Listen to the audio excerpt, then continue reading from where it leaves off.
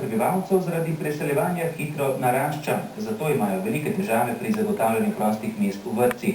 V domžalski občini so letos zavrnili več kot 140 otrok, v Kamniški pa okoli 130.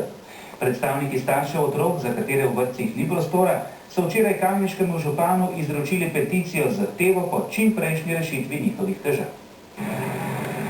Starši malčkov, ki letos v kamniških vrtcih niso dobili prostora, so združili civilno inicijativo kamniškemu županu predali peticijo s 1086 podpisi. Mi smo danes predali svoje zahteve, torej da pričakujemo v normalnem roku, to je približno pol leta, da se problem varstva občine Kamnik popolnoma reši.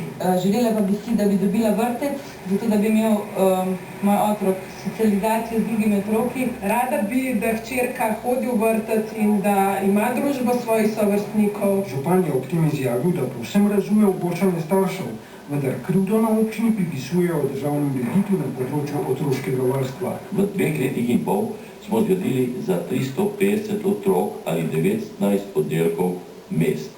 72% pokritost je v občini Kamnik.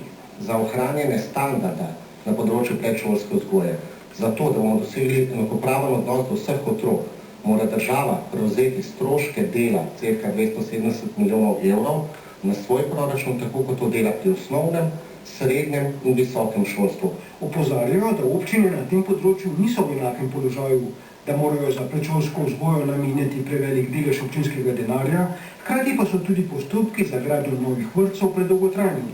Vseeno so staršem vlili nekaj upanja. Zelo intenzivno delamo na povečanje dodatnih kapacitet v predšolski vzgoji in sicer najbližje nam je varianta najema prostorov. Bi lahko nekje v marcu mesecu zagotovili že okoli 100 prostih mest.